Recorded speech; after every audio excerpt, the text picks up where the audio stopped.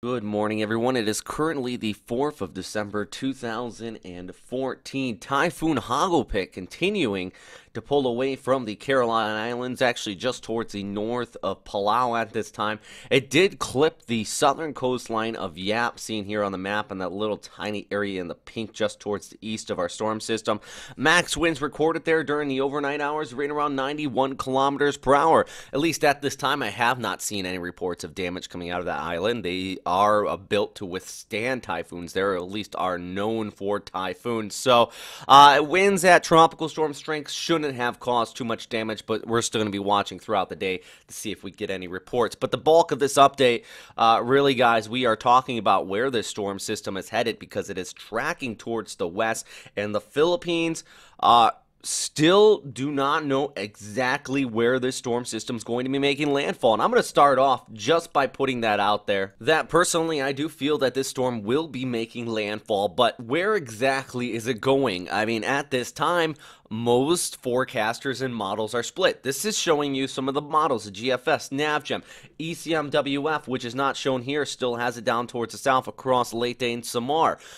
It's just a big fan here, and really what we are saying, though, is if you are anywhere in southern Luzon or across Visayas, you need to be ready for this storm system because the dynamics in play are a little bit they're just something hard to contend with here. Cold surge off here towards the north. That trough that could hook our storm a little bit farther towards the north. Another low back here towards the east. A little cold that has set up over the Philippines. High pressure area down towards the south. And really what's going to be happening is once this enters this cold area, it's going to linger. There's not much of a steering flow there. You have the high pressure towards the north. That's going to keep it basically sitting there, not allow it to turn towards the north. Our cold is kind of going to maybe drag it farther west, but there still is the fact of our trough, which is over here towards the east. So we have a few dynamics in play, and that's why we're seeing that fan in the model outlooks, but also the agencies. I know a lot of you use the U.S. military Joint Typhoon Warning Center. This is showing their track. They expect this to peak at about 125, gusting to 150 knots as we go ahead into Saturday, but they do not have a landfall just coming close to Samar. This actually would be fantastic news. I mean,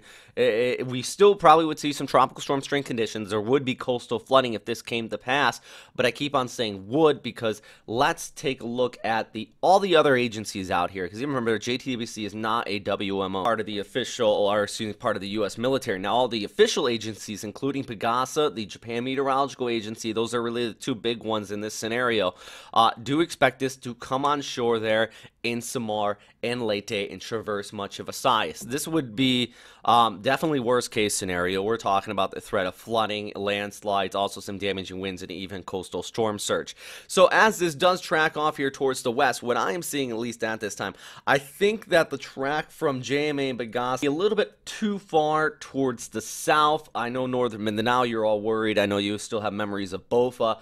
Really thinking this might swing a little farther towards the north, and really, if you are out here, of course, you need to be getting ready for this in Leyte and Samar. You're looking at the threat of some damaging winds. That's my opinion on it. Southern Luzon as well, you could be seeing some heavy rainfall and even that threat of flooding. So, really, anybody out here, basically in these areas I am marking in the red, I mean, yesterday, I hope you already started making preparations. If you haven't started making preparations on Wednesday, Thursday is the time.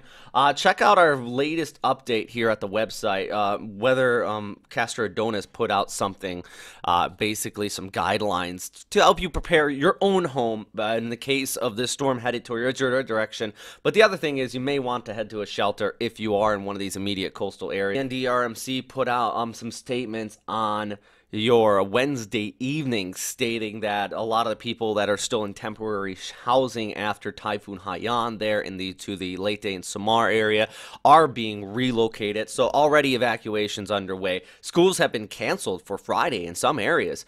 So people really taking this seriously, and that is the good news. You can see here on the satellite imagery, we're already starting to get some of that shear coming in from the north on the northern periphery of this. See that getting pulled off? But look at the center of circulation. We have a very well well-defined eye. That is indicating our storm's continuing to strengthen, and it will continue to do so just prior to landfall, when maybe that vertical wind shear towards the north might overcome that. We could see some weakening. That would be absolutely fantastic news. I really can't stress this enough. Even though I am fairly certain this storm system is going to have an impact on land area, there still is some wavering on exactly when and where. This is showing you the ECMWF model, guys, and we're looking at landfall here on Saturday and the Sunday. Storm just lingers there right near the coastline, though. Even this is picking up on a very slow movement, and that would mean an abundance of rain. We're talking about flooding conditions if this was to take place directly over Tacloban. We have more of a human factor if this was to take place. Definitely a lot of people, as I mentioned, in temporary sheltering have been relocated. People still recovering, and eventually this would track there towards the west, going just north of Cebu, but basically heading through the heart of Visayas. Now, let's pull back the picture here, though, because as I mentioned, I do want to show you the GFS. Look, now this is the CMWF, that one input at Saturday right around noontime. Also showing you this on the WonderMap platform, pretty good tool. But we compare this up with the GFS. It stays farther towards the east, but let's look ahead to Sunday evening. See, the storm just skirts the coastline here and then eventually heads off towards the north. As I mentioned before, that would be a good scenario. I think it's going to be somewhere in the middle here. Maybe might turn a little towards the north, but basically heading across like that. Yeah, that's what we're looking at right now, guys. I'm sorry I can't give you a defined and clear answer on the exact point of where the storm system is going to be going.